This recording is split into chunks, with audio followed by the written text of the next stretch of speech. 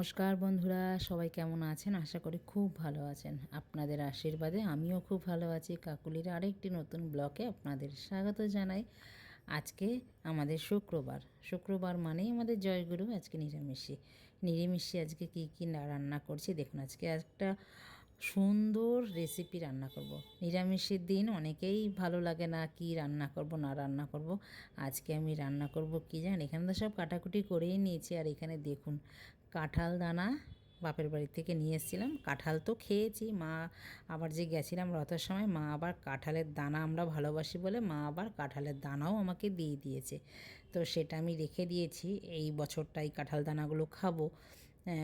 Deep ফ্রিজে রেখে দিয়েছি, তা অনেক দিন ভালো থাকবে। কাঁঠাল দানাগুলো আমি নুন দিয়ে সেদ্ধ করে নিয়েছি ভালো করে প্রেশার কুকারে। এবার দিয়ে দিচ্ছি মিক্সিতে, দিলাম 4-5টা লঙ্কা দিয়ে ভালো করে একটা পেস্ট তৈরি করে নিলাম। এবার কড়াই গরম হওয়ার পর দিয়ে দিলাম সর্ষের তেল, কালো জিরে, শুকনো লঙ্কা। এইবার একটু শুকনো লঙ্কাটা ভাজা ভাজা হলে পরে এই কাঁঠাল দানাটা যে বেটে রেখেছি এটা দিয়ে দিলাম। দিয়ে এবার ভালো করে নাড়ব। এটা একদম ভর্তা, টালা, যা কিছু বলতে পারেন। দিলাম একটু স্বাদ অনুযায়ী আবার একটু নুন, একটু হলুদ, আর দেবো একটুখানি সামান্য চিনি। দিয়ে যতক্ষণ একদম শুকিয়ে না, একদম মানে অল্প হয়ে আসবে ততক্ষণ নাড়তে থাকবো। এবার দিয়ে দিলাম একটু ধনেপাতা। শুধু এই রকমভাবে কাঁঠাল দানা বেটে ভর্তা করে খাবেন, আর কিচ্ছু লাগবে না। এক থালা ভাত খেয়ে উঠবেন। আপনাদের দাদা এই কাঁঠাল দানা খেতে যে কী ভালোবাসে, আমরা তো ভালোবাসি। আমি তো অনেক সময় কাঁঠাল দানা তরকারিতে দিই, নানা রকমের তরকারিতে, ভাজা, পাট পাতা শুক্তোতে দিই, আমরা এইভাবে খাই। তো এইভাবে যে কাঁঠাল দানা খাওয়া যায়, না খেলে কিন্তু বুঝতে পারবে না এর টেস্টটা। তো এখন এবার পোস্ত বানিয়ে নিচ্ছি। পোস্ত সবাই বানাতে পারেন। পটল আমি গোটা গোটা পটল দিইনি, চিরা চিরা পটল দিয়েছি, একটু ঝিঙে পটল আলু একসাথে মিলে আজকে পোস্ত করব। মানে পোস্ত একটু ছিল ঘরে, ওই পোস্ত খুব একটা আমরা তো খাই না। তো আজকে নিরামিষের দিন ভাবলাম কি রান্না করব। আমার মেয়েটা তো আবার খেতে চায় না, আর সবই আমি কিন্তু অল্প অল্প করেই রান্না করছি। তো দুবেলা তো রান্না, বোঝেনি তো, দুবেলা রান্না তো লাগে।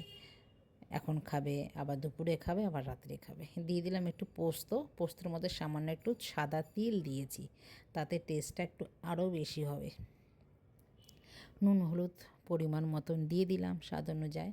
এবার কেউ যদি চিনি খান, চিনি দিতে পারেন এর মধ্যে। তো আমরা তো বাঙাল, সব তরকারিতে আমরা চিনি খাই না, তো চিনি এটার মধ্যে দিইনি। এটা একটু ঝালঝালই ভাল লাগবে পোস্তটা। এবার একটু ঢেকে দেবো, ঢেকে দিয়ে নাড়াচাড়া দিয়ে ভালো করে, পটল তো ভেজেছি মানেই সেদ্ধ হয়ে গেছে, আর ঝিঙা তো সেদ্ধ করতে লাগেই না, মানে দিলে পরেই কিছুক্ষণ পরেই নরম হয়ে যায়। এটা ঢাকা থাকুক। আপনাদের একটা জিনিস দেখাই চলুন।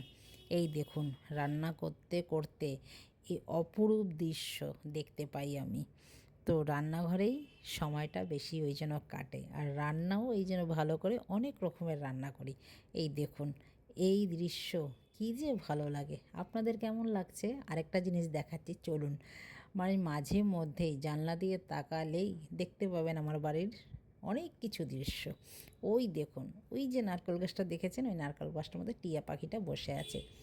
কদিন আগে আপনাদের দেখিয়েছিলাম না, ওই পেয়ারা গাছটার মধ্যে টিয়া পাখিটা দুবেলা আসে। পেয়ারা গাছটা কাটা হয়ে গেছে, কেটে দিয়েছে। তো সেই পেয়ারা গাছে তো আর বসতে পারেন, এখন এই নারকেল গাছে এসে বসে দেখে পেয়ারা তো আর পায় না, খেতে পায় না। তো এবার চলে যাবে। ওই দেখুন, মুখ চুখ একদম ছোট্ট করে, খাওয়ার নেই তো, গাছ কাটা হয়ে গেছে, ওর খোরাক বন্ধ হয়ে গেছে। তো এইবার ও আবার দেখে গেল। এখন কদিন দেখে দেখে যাচ্ছে, আর নেই, বুঝতে পারছে না গাছটা তো আর নেই।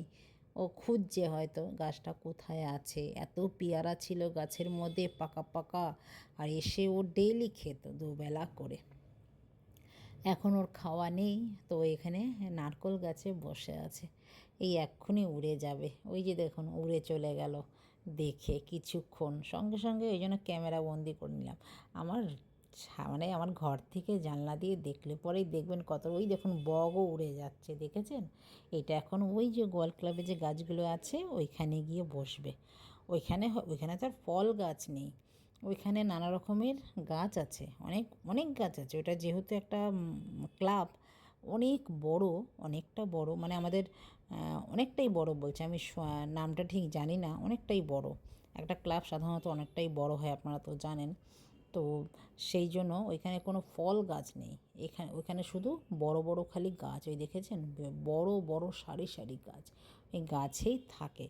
ঝাঁকে ঝাঁকে টিয়া পাখি উড়ে আসে। ওই চলে গেল আবার, এই দুটো চলে গেল, একটা ওইখানে আবার বসেছিল মনে হয়। এই যে দুটোই কিন্তু বারবার করে আসছে, বারবার করে চলে যাচ্ছে।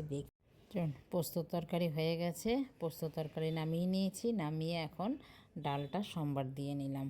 এই করে করেই কাজ করি, বেশ ভালোই লাগে দেখতে, কাজকে কাজ মনে হয় না, আরও এনার্জি পাই বলুন। তো চলুন, সারাদিন তো আমাদের এই আশেপাশে থেকে রাস্তা থেকে গাড়ি যাচ্ছেই, আওয়াজ তো পাচ্ছেনই।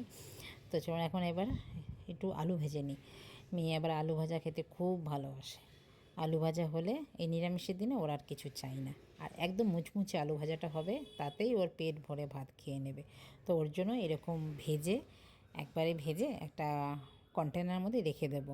তো ওর সকাল বিকেল রাত হয়ে যাবে আজকে এই আলু ভাজা দিয়ে আর ডাল দিয়ে। আর তরকারি তো খাবে না, যদিও খায় একটু পোস্তটা নেবে, আর ওই পটল বা অন্য কিছু যা দিয়েছি ঝিঙা টিঙা ওগুলো কিচ্ছু খাবে না, শুধু একটু পোস্ত নেবে। তো দেখুন এইভাবে মুচমুচে ঝুরঝুরে আলু ভাজা খেতেও কিন্তু বেশ ভালো লাগে। এগুলো বিয়েবাড়িতে সাধারণত খাওয়া হয়, কিন্তু এইটা আমাদের বিয়েবাড়ি না, আমাদের সবসময় এরকম আলু ভাজা খাওয়া হয়। একটু এর মধ্যে অনেকে বাদাম দেয়, আবার কারি পাতা দেয়। তো আমার মেয়ে আবার কারি পাতা খায় না, আমার আবার কারি পাতা বাদাম দিয়ে আলু ভাজা খেতে খুব ভালো লাগে। ওই মিলিয়ে মিশিয়ে একই হয়। মেয়েরটা দেবো শুধু আলু ভাজা, আমি আবার একটু বাদাম ভেজে আলাদা করে রেখে দেবো। আর আমার বাগানে তো কারি পাতার শেষ নেই, একদম বড় বড় কারি পাতা হয়েছে, ওটা একটু ভেজে রেখে দেবো, বেশ ভালো লাগবে। চলুন, আমরা আলু ভাজাও হয়ে গেছে, এবার ভিডিওটাও তবে আমি এখানে রাখছি। দেখা হচ্ছে আবার নতুন একটি ব্লগে, নতুন কিছু নিয়ে, নতুনভাবে।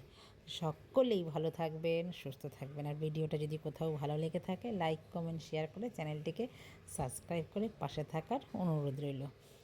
দেখা হচ্ছে আবার নতুন একটি ব্লগে। তো যাওয়ার আগে জয় গুরু, সকল গুরু ভাই বোনদের জানাই আমার জয় গুরু। আজ শুক্রবার, নিরামিষের দিন।